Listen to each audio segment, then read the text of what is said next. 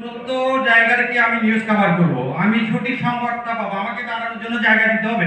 আপনি একটা প্রোগ্রাম করছেন, আমার জন্য জায়গাও রাখলেন না, তাহলে এই প্রোগ্রামটা করার কোনো দরকার হয় না।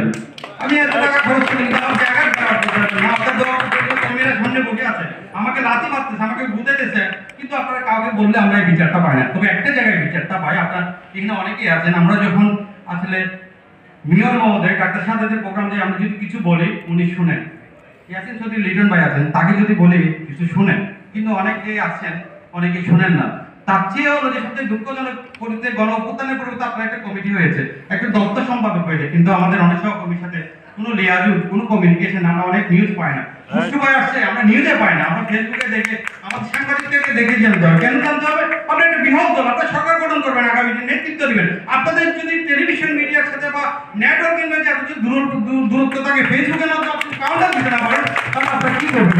এটা একটা চিন্তার বিষয়। আমি মনে করি যে আমার জায়গা থেকে আমি বললাম, আমি একজন পেশাদার সাংবাদিক। গণ অভ্যুত্থানের আগেও যেমন ছিলাম, 17 বছর যেমন ছিলাম সাংবাদিকতা, এখনো আছি, আমাদের কোনো পরিবর্তন হয় নাই। যাদের পরিবর্তন হয়েছে তারা এখন নাই। আমি মনে করি যে আমাদের প্রত্যেকটা সাংবাদিকের দরকার পেশাদারিত্ব, সাংবাদিকতার ভিতরের মধ্যে দিয়ে সাংবাদিকতা করা, কোনো দলের লেজর ভিত্তি করতে গিয়ে যেন সাংবাদিকতা যেন অপসাংবাদিকতা না হয়। আমি আমার জায়গা থেকে সঠিক তথ্যটা তুলে ধরবো, সঠিক নির্দেশনা দিব, কে মানবে না মানবে আমার বিষয় না, আমাকে কাউন্টার করতে হবে। বিগত নিয়ে আমি দেখতাম যে আমিও হয়তো অনেকটা ত্যাগের রাজনীতির সাথে ছিলাম, জড়িত ছিলাম, অনেকে আমার সহকর্মীরা বিভিন্ন ধরনের রাজনীতি ত্যাগ দেওয়া হতো। কেন দেওয়া হতো? এটা আমাদের ভিতর থেকে আসছে, রাজনৈতিক দলের ভিতর থেকে আসে। আমি মনে করি ত্যাগের রাজনীতি থেকে আমাদের বের হয়ে আসতে হবে। ত্যাগ দেওয়া যাবে না। আপনি আওয়ামী লীগ করে না, তাকে আনা যাবে না, ওই বিএনপি করে তাকে আনা যাবে না, সাংবাদিক। আর এখানে আপনি সুযোগ দিতে হবে।